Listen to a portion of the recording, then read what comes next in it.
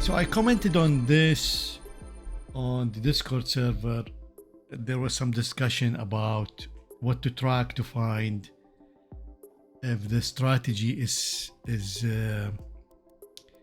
falling down. So say you did a robust strategy and now you're trading the strategy and now you want to keep track of it. You want to monitor it to find out if it's behaving properly or not. So first I want you to do this in the beginning. Like, don't complicate life, trading life, I mean, for yourself. Because obviously this is very exciting. We all want to do this, you know, you want to make money. But really it's all up to you to make it really simple. Now, that doesn't mean when you have, let's say, more gears working together, that it's not better. But the difference will not be like night and day. And this falls in the same category. So in the beginning, if you focus on just 5 robust strategies in a portfolio, daily strategies, okay? And if you are in stocks, don't short. And that's it. This should really get you off to a profitable portfolio, because that's the main reason. We all have different goals, but at the end we all want to make money. So I would put the first priority, the goal is to just be profitable in the beginning. That would boost your confidence to like 10x. Of course, I've been there. I'm talking about my experience, but this is everybody's experience. Once you're profitable, then you are a totally relaxed atmosphere. You think rationally, you develop rationally. So in the beginning, focus on just be profitable. Even breaking even is good. But of course, if you pick daily, you shouldn't, there's no reason that you shouldn't be profitable with 5 strategies. Okay, so let's say now you're beyond that step. You're already trading 5 strategies profitably, or your experience is it's advanced anyway, or you don't believe me and you just want to jump into that monitoring phase. If you follow the advocates, whoever they are, if you only follow net profit and drawdown, doesn't really tell you the whole story of the strategy. All strategies have a drawdown. This is just part of it. It's just part of trading. And all strategies will have a bigger drawdown in the future. So whatever you test, just by the laws of statistics, you will have a bigger drawdown in the future. So if you tested 15% drawdown, then you are guaranteed in the future a bigger drawdown. It's just when that's not known. So, when they say it's not a matter of if, it's when. And this applies here. So you're always going to have a bigger drawdown. It's just you don't know when.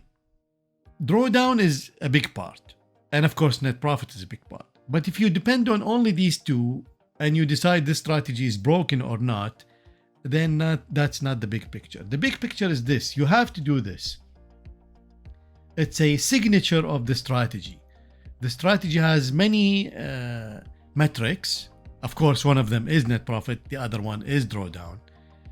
But these, they give you like the big picture, well, if my strategy is profitable, then that's it. That's actually not it. It might be broken even if it's profitable. And of course, we need to do some illustrations.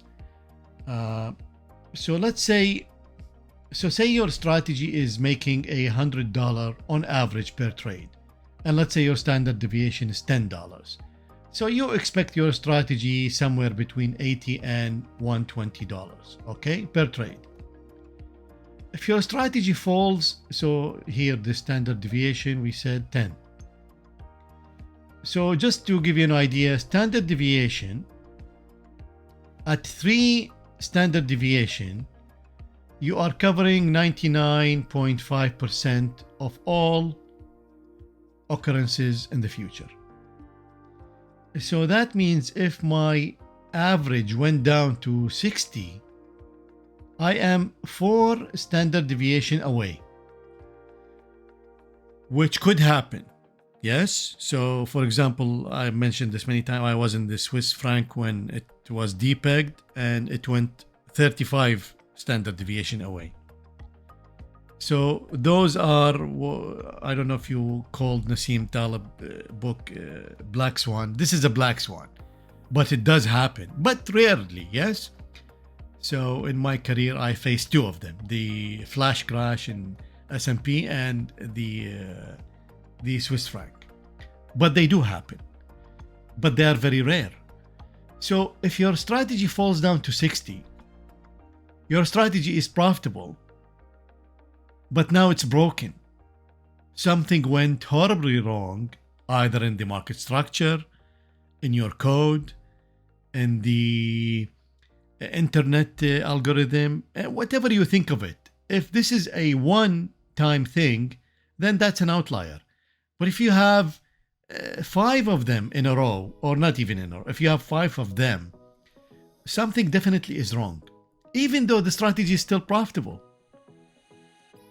So that's why you need to look at the other metrics, which are, like I mentioned, average win-loss, average PL, consecutive wins, consecutive losses. There are many, of course, but you don't need to be tracking 30. I mean, it's good to track all of them, but from 5 to probably 10 of them, you can get a really good idea if your strategy is broken or not.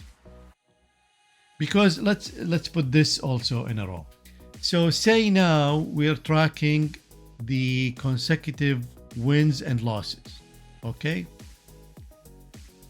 So the maximum consecutive losses, let's say, the average, let's say it's 4, and the standard deviation is 2. So that means you can range from 0 to 8 consecutive losses. And let's say the consecutive losses happened at the maximum standard deviation, which is 120. Now, definitely you're going to have a big drawdown than before. Just by pure luck, all the losses happened with the maximum, with the upper band of the standard deviation. So now your drawdown is bigger than normal. So normally you would think the strategy is broken, while in fact it's not. It's just now it's in the upper band because remember we have a band. Yes. So if this is your mean and your standard deviation is here, so this is 1 SD and let's say this is 2 SD.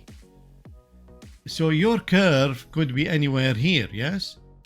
And it just so happened that this happened to you, but this strategy is still within the bounds of its performance. So the strategy is not broken. But if you only look at drawdown, then the strategy is broken. So I hope these 2 examples illustrate the importance to track other metrics and not depend on profit and drawdown.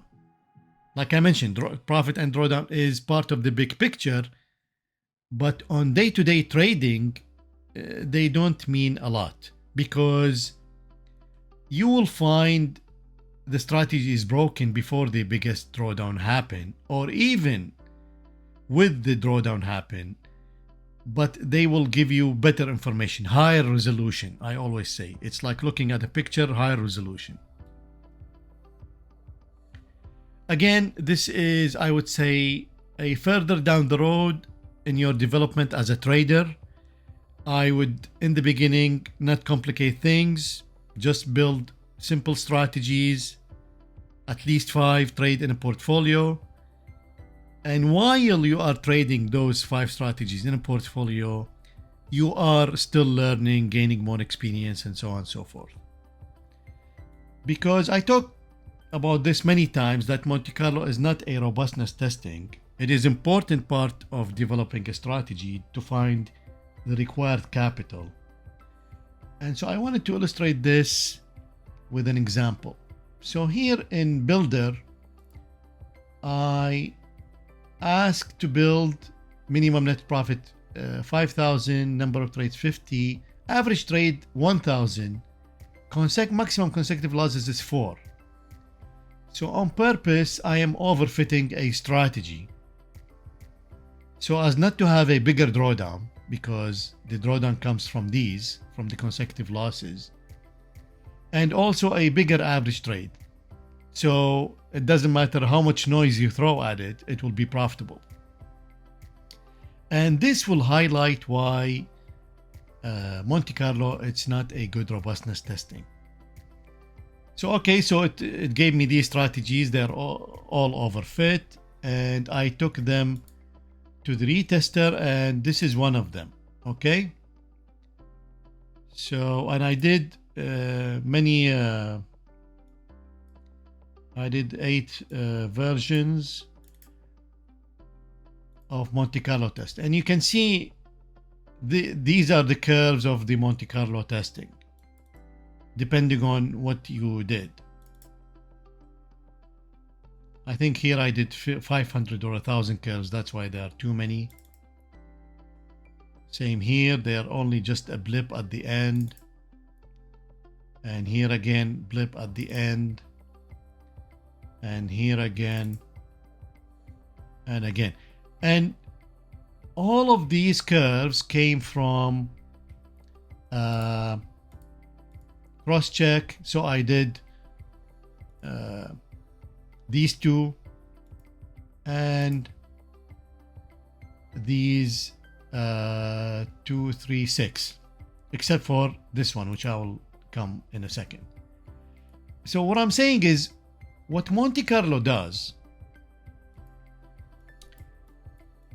see, SPP and walk forward or WFM, they do this. They change the parameters. Okay, so you have, let's say, a moving average, and let's say your strategy is 10. So then SPP or WFM will go 5, 6, 7, 8, 9, 10, 11, probably all the way to 15. Depends on what you pick, okay? They will change the parameters, whatever you have there. Monte Carlo doesn't even know the parameters, okay? Monte Carlo only add noise to the slippage, commission, the profit and loss, and shuffle the trades. So if my strategy, let's say this is the moving average, okay? So this is moving average net profit. So say this is 5, 6, 7, 8, 9, and this is 10, 11, 12, 13, 14, 15. So my strategy at 10, it's an overfit strategy. And let's say this is, I don't know, say this net profit is 1,000 and this is 10,000. So obviously this is a peak. My strategy picked the peak, it's overfit. If I increase my moving average by 1, it will fall down to 1,000. If I decrease it by 1, it will fall down to 1,000. Obviously this is a peak. If I do Monte Carlo, what will Monte Carlo do? It will reshuffle the trades, so nothing will show up. It will add noise here, so maybe instead of 1,000 it will be $900, or maybe it will be $1,000 or $1,100. So noise will not affect the strategy. Reshuffling will not affect, because like I showed you in the strategy, I on purpose put only 4 consecutive losses. So that's why all the tests were profitable. That's why all of them are profitable, even though the strategy is overfit. But Monte Carlo will not figure that out. So Monte Carlo in this case only works if you feed it a robust strategy. But if your test is to figure out if the strategy is robust, then that's it. Monte Carlo is out of the picture. You cannot use it anymore. Monte Carlo will only play a role in this case, let's say, is I always say you need your strategy, your average trade should be 2 times the slippage and commission. So slippage and commission, average trade should be 2 times slippage and commission. So if you're trading, let's say USD CAD, and let's say your slippage and commission is $25, then you need to look for an average trade of at least 50 or more. But say you picked a strategy with $35 average trade. This is a still profitable strategy. But if you take this into Monte Carlo, the strategy will fail, even if it's robust. Because a little bit of noise will take you below the slippage and commission. So then the strategy will fail, because, which is then at that time, it is true, like Monte Carlo, it is working correctly, because the average trade is so close that any noise introduction to the price or to increasing slippage and commission will affect the strategy and will make it unprofitable. So in that scenario, Monte Carlo will work. Of course, I tell you this all the time, and of course it will be in the course, that you should always look for 50Y to be able to hold on to this strategy in the future, because obviously the future have noise. So we need to cover that noise. So you need to be minimum double the slippage and commission. So if you're coming from that point of view and you're building your strategy with double the slippage and commission, then most likely the Monte Carlo will not find this out. And you will find that your strategy is robust through Monte Carlo testing. So then Monte Carlo testing is not good for robustness testing. I hope you believe me on this, and of course you're welcome to do your own testing. But a simple test like the noise and the strategy fails, that tells you that your average trade is low. So it's sensitive to noise, which is also a good test. Yes, that is a good test. But I'm saying if you're starting from the beginning with the knowledge that your average trade should be twice at least the slippage and commission, then Monte Carlo will not find it. Now, where Monte Carlo shines in algorithmic trading for us. So let's assume this is 10K. Monte Carlo will give you a cone with many curves. Okay, that cone should go back like this, or should go back like this. It's somewhere, it's a cone. And so if you test and you find that if you do Monte Carlo test, you did your robustness testing, everything is good. Now you want to trade the strategy and you say, I'm going to trade it with $10,000. If you do Monte Carlo testing and this point is, let's say, 70%, that means 30% of the times your curve will go below zero, meaning that's it, the account is busted, you cannot trade anymore. Of course, that's the normal people how they use it. But if you're trading, zero is not the right point. This could be 6K, because after 6K, let's say you don't have enough margin to trade the micro ES. Okay, so this is not zero. This is whatever amount that you can trade with. So you need this intersection to be obviously above zero is the best, above this level. That means 100% of all curves in the future will be above that threshold. But also 2% is acceptable. So you are willing to risk 2% of the curves to be busted. You cannot trade anymore. Why? Because in order to lift this curve, this strategy is robust. Now we're only talking about money. So in order to lift this period, this amount, let's say this amount is 3,000. you need to add this here. You need to make this the starting point at 13K in order to lift this curve, the bottom one, above the threshold line. So it's only a matter of capital. This strategy is robust. We already know it's robust. Now to trade it and stay above, to be able to trade it all the time in the future, I need to make sure that the lowest curve is above the threshold. In this case, it's 13. So why would I accept 2% loss? Let's say I don't have 13. Let's say I have 12K. So, okay, that means I can still trade this strategy, but now probably I am risking 3% of the curves here. They will go below zero. So this is the power of Monte Carlo testing. Finding out the amount of capital you need to trade a strategy without risk of ruin, or without risk of not be able to trade anymore, whatever you call it. It is called risk of ruin. It is not zero again. It is the amount that you cannot trade with anymore. Say you are trading, I don't know, say you're trading Amazon. So one share in Amazon is $3,500. So that means if your account falls below 3,500, that's it. You cannot trade Amazon. So that means you cannot trade anymore, even though you still have $3,500, but you cannot trade anymore. So that amount is not zero. It's always some threshold depending on what you are trading.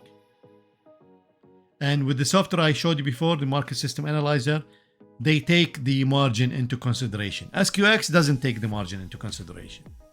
You need to factor that in while you're doing the testing. You need to look at the curves and make sure they don't fall below that threshold. Ratio between annualized net profit. Oh, so this is how to do annualized net profit in sample compared to out of sample.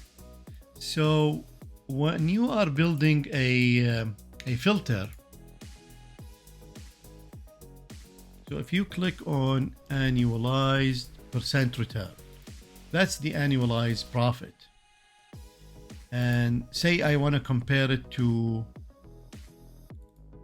the annualized profit of the out of sample. So this is out of sample, this is in sample. So in the question he wants some ratio. So let's say I want the out of sample to be 80% of the in sample. Okay, so let me flip this. So greater or equal, because I'm looking at this direction now. So I want the annual returns of the out of sample greater or equal to 80% of the annual percent of the in sample. So I click this to ratio, I make it 80, and this is how it reads now. Of course you can flip it and make this greater or equal. So right now my annual return of the out of sample would be greater than or equal to 80% of the annual returns of the in sample, and that's a ratio. You can flip the ratio, so I can click this off and I can make this, let's say, greater than, and now I click the ratio here, and now the in sample I want it to be always greater than 60% of the out of sample annualized return.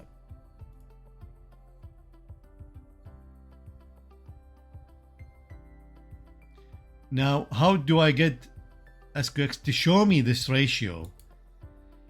The filter will work, but let's see if we can add it here. Yeah, you can add the annualized, but the ratio will not be there. It will not show, because the ratio is an equation. It's dividing this, the in sample, by the out of sample. So you can show this, but you cannot show the ratio. But you can show both, because you can pick in sample and out of sample. So for example, these are all the columns of in sample, these are all the columns of out of sample. So you can put both in, but again the ratio will not show, but the filter will work. Why don't you make videos about creating random strategies, robustness tests for various products? Yeah. So the reason is robustness testing is not a 10-minute video. And of course, that's why it's a big part of the course. So I cannot teach it in one video. I can do it in one video, but it will not serve anybody any good. Like if I created, what's the next question is going to be done? It's either they're going to copy whatever I did. Then, okay, now I have to teach them how to monitor it, and now I teach them how to capitalize it. So you see, all of it, that's the course. So at the end of the day, I have to do all the course then on YouTube. So yeah, that's why I don't do it. But that doesn't mean I don't provide robust strategies. The free strategies on the channel, most of them are robust. And do you think they are not as good or robust? No, I don't think so. So when I do a strategy in Algo Wizard, I can explain it really easy. Data mining strategies, sometimes they're robust because, you're going to take it through robustness filter. And if they come out okay, then they are robust. But they're hard to explain. And all the data mining, I am not looking at the strategies. It's a workflow. So again, the main reason why I love SQX, I told you many times this, one of the main reasons is the automation. So through automation, I'm not even looking at the code. I only look at the code at the end when the strategy is done. But in the development phase, I don't even know what the code is. Yes, because I don't need to worry about that. So from that point of view, it's like hard to bring a strategy that trades Mondays only, and I don't know, awesome oscillator is doing something. It's going to be hard to explain to the viewers that, okay, why did you pick Monday? That doesn't make any sense. They don't know that I've been through, 10,000 iterations until this one came out. So they don't make sense to the viewer. They will make sense to you. Let's say if you're doing this after the course, you know what you're doing, and that strategy is robust because you know what's the strategy been through. And so yeah, that's why. But of course, no, they are robust, as good as any in Algo Wizard. In fact, it's that's the whole point of the data mining software. Yes, because you can get a lot more ideas in than yourself. So I will never come up with 10,000 ideas. It's impossible. But SQX can easily bring 10,000 ideas. And then LT again, how to efficiently compare KPI generating versus holdout. But this was, yeah. Good question. So when you are building, we decided, we agree, if you are part of the group, that you are leaving some data out as a holdout period. Okay? So let's say now I have in sample, out of sample, whatever you pick, but the strategy is done in 2018. I do everything, my strategy is robust. Then now I tested on the holdout period, which is after 2018. So how do I compare? Okay, I'm going to check if it's profitable or not, but how do I compare the KPIs, which is really good question. And it's really simple trick. So you bring the strategy to the retester. Okay, you put it here, let's say, or in any data bank, it doesn't matter. And then now you test it again. And in data, now your in sample is till 2018 and your out of sample is after 2018. So I'm gonna reset the date and put out of sample, but my out of sample now starts from 2018.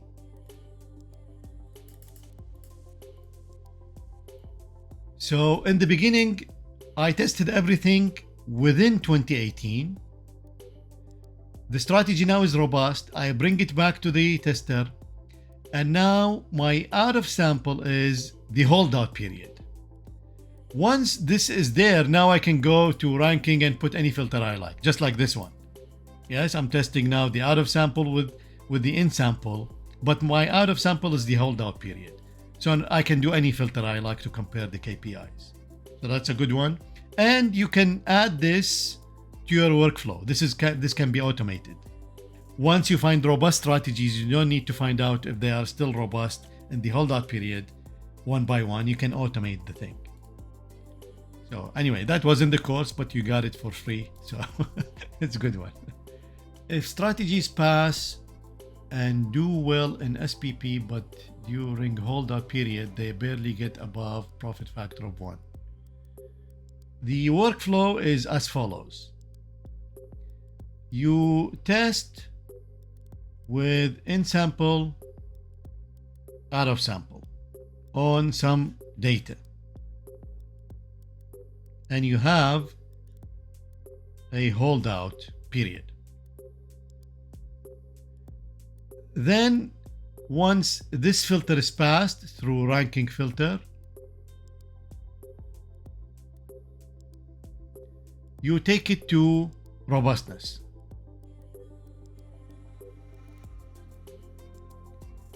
Once they pass robustness, they sit in some data bank.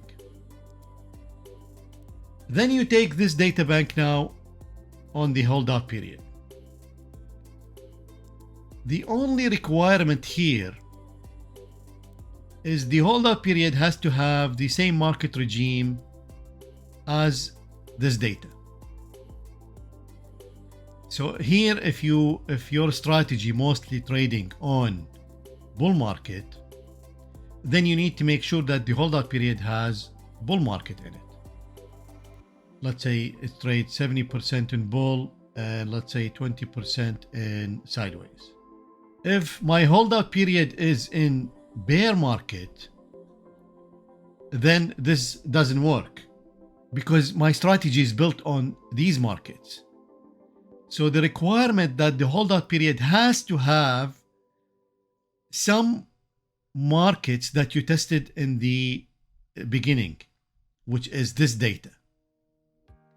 So if your holdout period has these markets, then you just compare, just like we did now. Yes, we take it here and we make the in sample, the out of sample is the holdout period.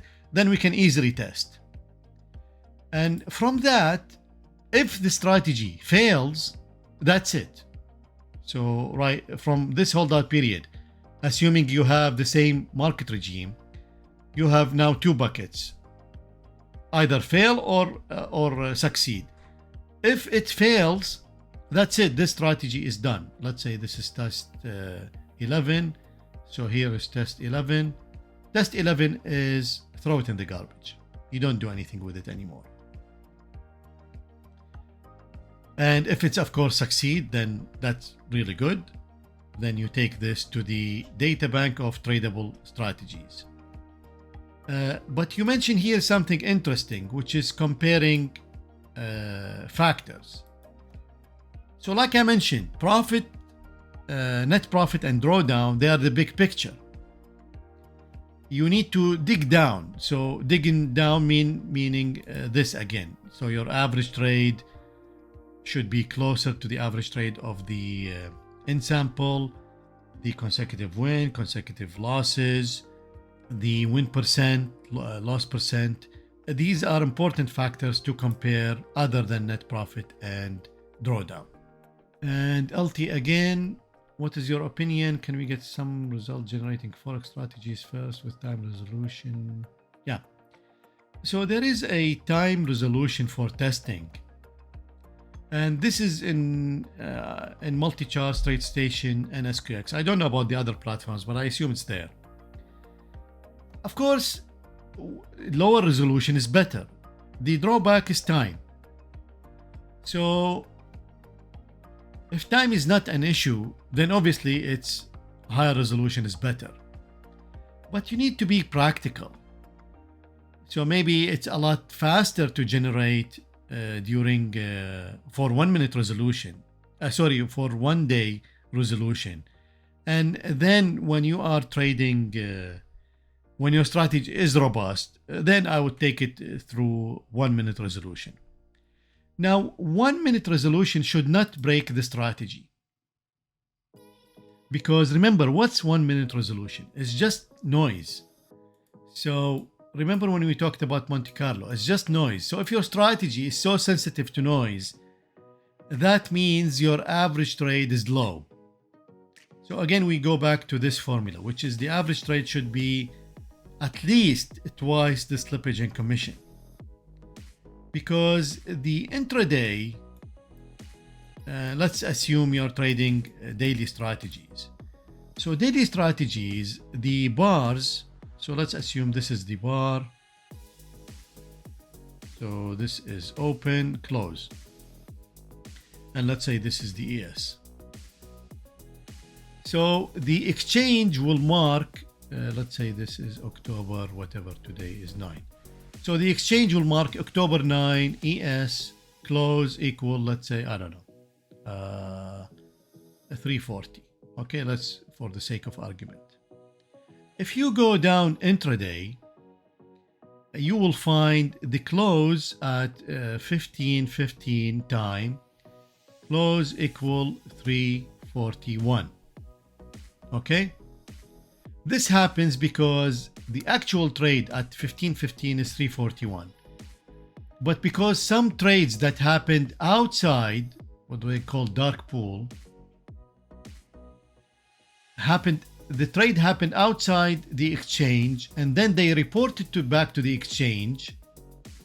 So then the exchange will mark the close at this price. So if you're trading on the close, then your strategy, if you pick $1 above or down and your strategy lost because of this noise, then most likely your strategy is very sensitive to noise, and that means your average trade is low. Otherwise, this noise should not make your strategy fall apart. So if you build on daily strategies and then you test on 1 minute time frame, you will get some noise, better or worse, but it should not break your strategy if you started the right way. You can also get rid of this effect by trading, because remember, when you put 1 minute, this one bar, which is the daily bar, will be 1,400 something bars. Yes, because you're trading 1 minute. So you're definitely slowing the engine down.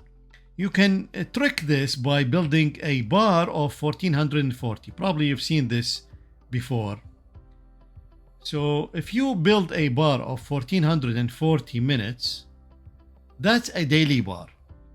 But the daily bar based on minutes. So we will get this close. We will not get the exchange close.